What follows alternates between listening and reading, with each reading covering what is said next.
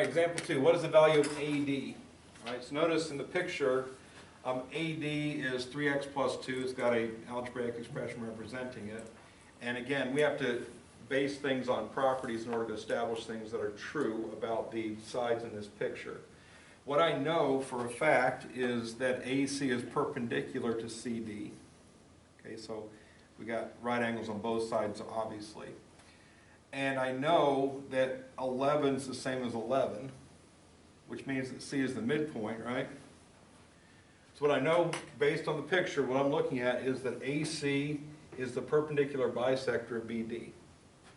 And the theorem, the perpendicular bisector theorem, says if AD, or AC, is the perpendicular bisector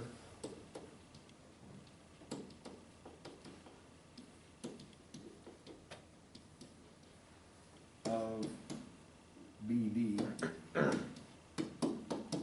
then AB equals AD. And quick look again at the whole if-then idea of a conditional statement. So if all this happens, then we can conclude that happens. That's the idea. That's how these conditional statements work, right? So, and the actual theorem has a line here instead of a segment, but a line, segment, right? Anything that would be a perpendicular bisector. So, in fact, AC is a line segment does not hurt the fact that it's still a perpendicular bisector. So, if a segment is a perpendicular bisector of another segment, then the point on the perpendicular bisector is equidistant from the endpoints of the segment. That's what it says.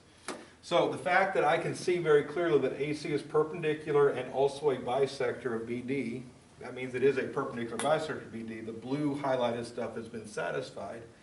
The conclusion is that AB must be congruent to AD. All right? And once we establish that, then since those are equal to each other, I know that 6x minus 10 must equal 3x plus 2.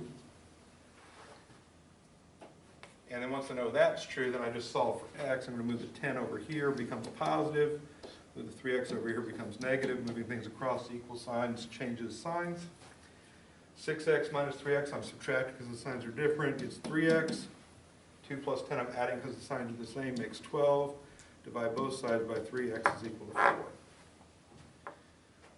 Okay, once we know the value of x, it says, what's the value of AD? So once I know what x equals, I'm going to go right here, change this x to number 4.